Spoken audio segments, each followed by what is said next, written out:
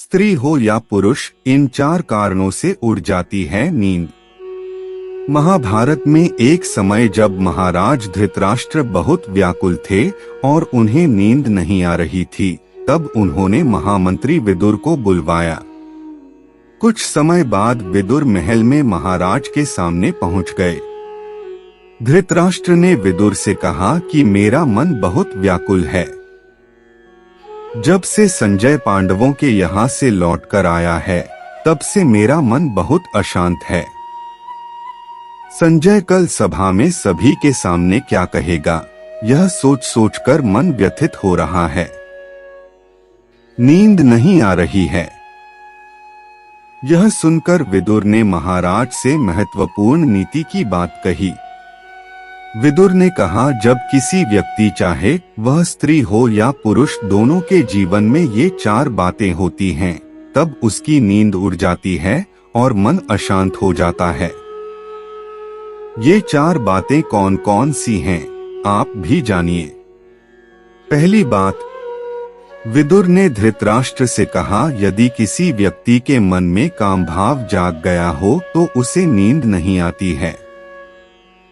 जब तक कामी व्यक्ति की काम भावना तृप्त नहीं हो जाती है, तब तक वह सो नहीं सकता है। काम भावना व्यक्ति के मन को अशांत कर देती है और कामी किसी भी कार्य को ठीक से नहीं कर पाता है। यह भावना स्त्री और पुरुष दोनों की नींद उड़ा देती है।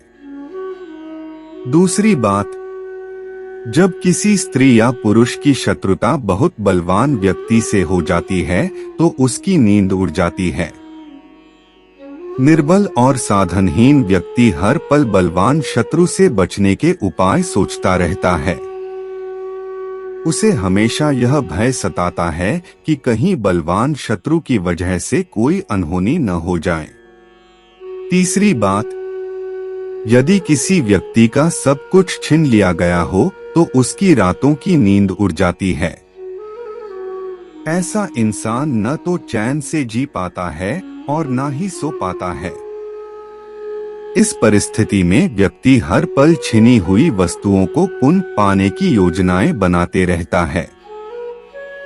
जब तक वह अपनी वस्तुएं पुनः पा नहीं लेता है, तब तक उसे नींद नहीं आती है। चौथी बात, यदि किसी व्यक्ति की प्रवृत्ति चोरी की है, जो चोरी करके ही अपने उदर की पूर्ति करता है, जिसे चोरी करने की आदत पड़ गई है, जो दूसरों का धन चुराने की योजनाएं बनाते रहता है, उसे नींद नहीं आती है।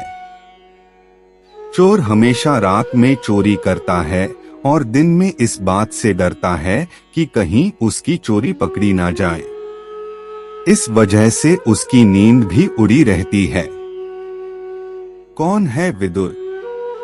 वेद व्यास द्वारा रचित महाभारत ग्रंथ में दिए गए सूत्र और प्रसंग आज भी श्रेष्ठ जीवन के लिए प्रेरणा देते हैं।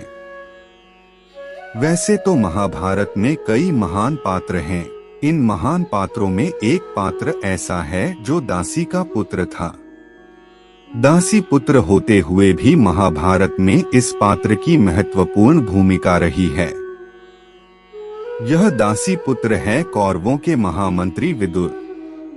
विदुर एक दासी के पुत्र थे, लेकिन उन्होंने अपनी नीतियों के बल पर इतिहास में श्रेष्ठ स्थान हासिल किया है। महामंत्री विदुर ने विदुर नीति नामक एक ग्रंथ की रचना भी की है। इस ग्रंथ में दी गई नीतियां आज भी हमारे लिए बहुत उपयोगी हैं। विदुर को यमराज का अवतार माना जाता है।